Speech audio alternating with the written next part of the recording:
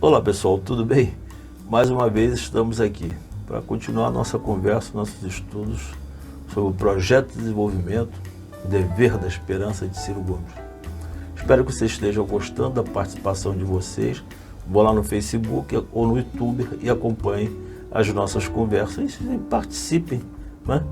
Nós vamos falar hoje de mais um capítulo do livro Projeto Nacional Dever da Esperança de Ciro Gomes, como já disse, o capítulo intitulado Uma Nação Adiada. Nem sempre nós vamos dividir as nossas conversas aqui exatamente pelos capítulos, né? Mas pela concentração de informação. Neste, o Ciro mostra o quanto o Brasil vinha se desenvolvendo durante o século XX, período que foi de 1900 a 1999. Nesta época, o Brasil aumentou seu PIB em 100 vezes. PIB significa Produto Interno Bruto, toda a riqueza que é produzida em um determinado tempo, geralmente um ano, no país. Não houve um crescimento como esse na história do mundo. Deu para pegar aqui, né? Quer dizer, em 100 anos nós crescemos 100 vezes. E mais, o cidadão médio brasileiro, ao final do século, produzia 12 vezes mais riqueza do que em 1900. Final do século, em 1999, produzíamos 12 vezes mais riqueza que no início do século. É bem verdade que isso não aconteceu em um período de 100 anos, né? Mas menos ainda.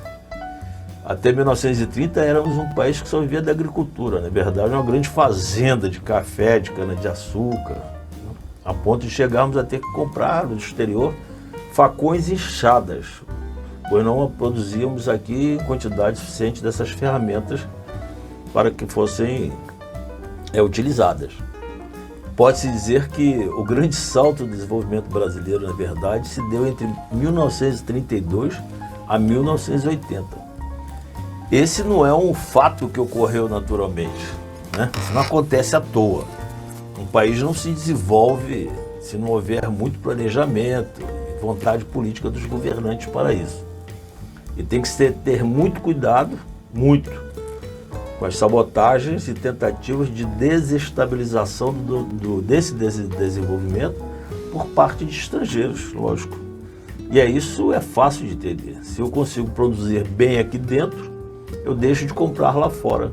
Há uma competição no mercado, aí se chama guerra de mercado. Você já deve ter ouvido falar nisso.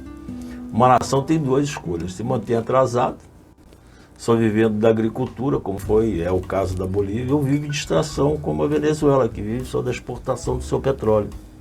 Quanto mais próximo a gente estiver da vanguarda tecnológica, mais próximo do desenvolvimento a gente vai estar.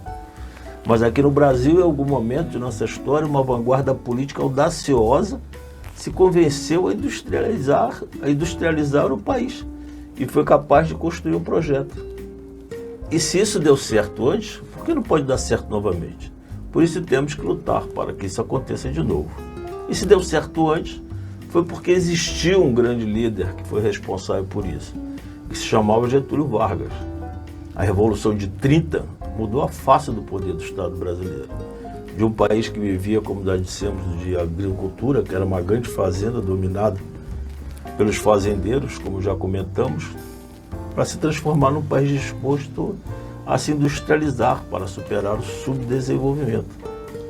Não é à toa que quando esse processo se acelerava, com a fundação e a criação da CSN, famosa Companhia Siderúrgica Nacional em Volta Redonda, em 1941, a Companhia Vale do Rio Doce, em 43, e a Companhia Hidrelétrica de São Francisco, em 45, Getúlio foi deposto. Foi a primeira vez que ele foi deposto. Ou seja, interesses estrangeiros foram mais fortes e o derrubaram do poder. Nessa guerra, interessava que a gente produzisse aço aqui. Quando ele faz isso, ele rompe com valores que eram interessantes para o estrangeiro. Mas em 1950, ele volta de novo eleito, segundo ele, de braços para o povo. E nesses 3 anos e meio de governo foi suficiente para ele criar a Petrobras, a Eletrobras, o BNDES, mesmo enfrentando uma forte oposição da elite brasileira, que preferiam seus privilégios ao desenvolvimento do país e dos brasileiros. Além dos estrangeiros, a gente também tem que se precaver contra a elite, que é o privilégio. E com a mesma desculpa de sempre, de corrupção, esses abutres deixaram Vargas no beco político sem saída, ao qual ele respondeu com um gesto político dramático, né, de seu suicídio em 24 de agosto de 1954, com um tiro no coração, no seu quarto, no Palácio do Catete, no Rio de Janeiro. Isso aí foi um fato, realmente, foi uma comoção no Rio de Janeiro, no país todo, e o povo foi para a rua e impediu que os golpistas, então, dessa forma, assumissem o poder, garantindo a eleição de Juscelino Kubitschek, com o João Goulart, o Jango, né, na vice-presidência. Nesse período, dá-se início à criação da indústria automobilística, impulsionamento da Petrobras, a construção de Furnas e várias outras pequenas hidrelétricas, transformando a nossa fonte de energia, devido aos nossos recursos hídricos, quantidade de rio que a gente tem para a gente fazer essas hidrelétricas, numa fonte de energia mais limpa e mais barata do mundo. Então, Juscelino cortou o país de fora a fora, 14 mil quilômetros de estradas. E, por fim, deu impulso à indústria automobilística, como disse, e, por fim, construiu a cidade de Brasília. Em 1960, não podia ter reeleição. Nas eleições presidenciais seguintes, Jânio Quadros é eleito. Mas depois de 6 meses ele renuncia. E o João, mais uma vez, o João Goulart é eleito vice-presidente. Como as eleições não eram vinculadas uma com a outra. Você votava numa cédula para presidente e votava para vice e outra cédula. Entendeu? Não existia como existia essa relação, essa obrigatoriedade como existe hoje. E mais uma vez, aquelas elites que não queriam o desenvolvimento do Brasil tentaram impedir a posse do Jango. Quando o Jânio Quadros renuncia, em 6 meses, o Jango está na China, não queriam deixar ele voltar, uma parte dos militares, né? Mas aí o Brizola, grande Brizola, né,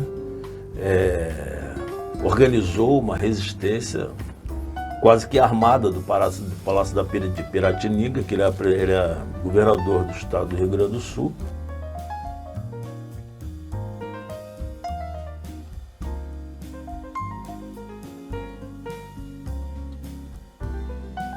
E impediu naquele momento o golpe em 61. Né?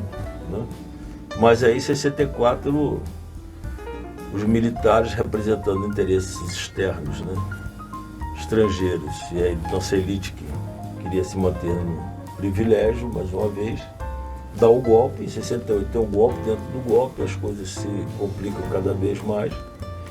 E essas são as histórias do Brasil que o livro do Ciro marca bastante, esse período de desenvolvimento, industrialização, de 32 a 80, especial até 64, do governo, começando com Vargas e terminando com o governo de João Goulart. Tá bom, pessoal? Continuem nas nossas redes, dá uma força para a gente, para mais pessoas acompanharem o nosso trabalho aqui, você poder participar. Todo dia nós estaremos aqui, uma pílulazinha, dependendo da concentração de informação do livro, uma página ou um capítulo inteiro, para que a gente possa ter uma conversa bem tranquila, a gente possa aprender junto. Mas para isso eu preciso que você compartilhe essa conversa, que você curta, que você comente, tire dúvidas, né? E assine nossa página no YouTube e aperte lá o sininho para você receber a notificação do dia seguinte e você não esquecer que todo dia às 5 horas estaremos aqui, tá bom? Aquele abraço, até amanhã.